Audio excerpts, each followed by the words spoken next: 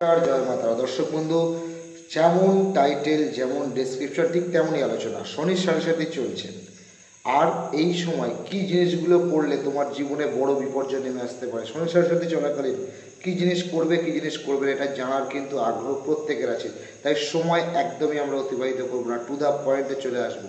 দর্শক বন্ধু, শনির সাড়ে সাথে বর্তমানে কাদের চলছে? বর্তমানে কিন্তু মেষ, মীন এবং কুম্ভ, এই তিনটি রাশির কিন্তু শনির সাড়ে সাথে বর্তমানে। এই শনির সাড়ে সাথে চলাকালীন যে জিনিসগুলো করবেন না, মাথায় ঢুকে নিন, গেঁথে নিন।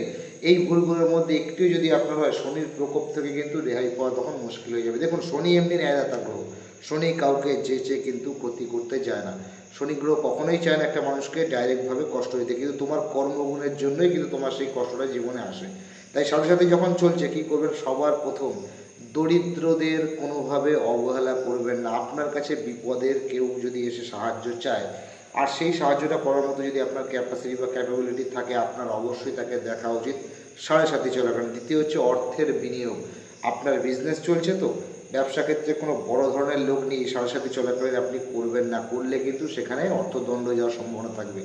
তৃতীয়, আপনার কিন্তু ধার দেওয়া বা নেওয়া এই সময়কালে শনির সাড়ে সাথে চলাকালে এটা কিন্তু করা খুবই বড় রিস্ক ফ্যাক্টর হয়ে যাবে। তো এই ক্ষেত্রেও কিন্তু খুব বুদ্ধিশুদ্ধি করে আপনাকে কাজ করতে হবে।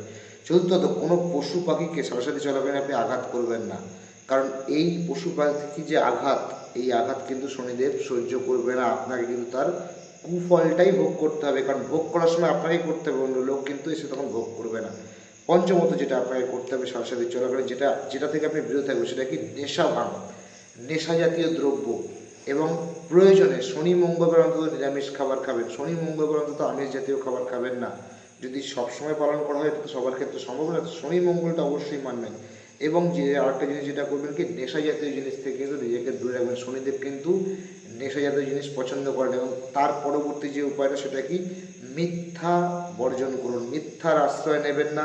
মিথ্যাবাদী হয়ে নিজের জীবনটা সাড়ে সাথে দশাকালে চলাকালীন কিন্তু অতিবাহিত করলে আপনার জীবনে কিন্তু বড় ধরনের শনিদেবের প্রকোপ আসতে পারে। আপনাকে যেগুলো করতে হবে কি, সাধারণ মানুষ হিসাবে আপনার যেটা মুখ্য এবং প্রধান কর্তব্য, আপনি গুরুজনদের শ্রদ্ধা এবং ভক্তি করবেন। আপনি কোনো অসহায় বা দরিদ্র মানুষকে অবহেলা করবেন না। যে দুর্বল তাকে আপনি সহায়তা করবেন। মানুষকে আপনি কটু কথা বলে আপনার রাগ, জেদ, অহংকার বাড়িয়ে এটা প্রকাশ করবেন না। আপনি নমনীয় হয়ে মানুষের সঙ্গে সভ্যতা, ভদ্রতা বজায় রেখে সংসার সাথে চলাকালীন আপনি চলবেন। এবং এছাড়া কী করবেন? আপনি শনিদেবের জন্য প্রত্যেক শনিবার করে অন্তত সন্ধ্যাবেলা করে শনি মন্দিরে গিয়ে আপনি সর্ষের তেলের একটা মাটির প্রদীপ জ্বালুন, এবং ওং সাং শনিশ্চরায় নমঃ অথবা ওম ঐম রেং শ্রেং শনিশ্চরায় নমঃ মন্ত্রটা জপ করতে পারেন। শনি মঙ্গলবার করে অবশ্যই আপনারা হনুমান চালিসা পাঠ করতে পারেন। এছাড়াও যদি আপনার মনে হয়, আপনি কালো কুকুরকে, মনে রাখবেন, কালো কুকুরকে আপনি খাওয়াবেন।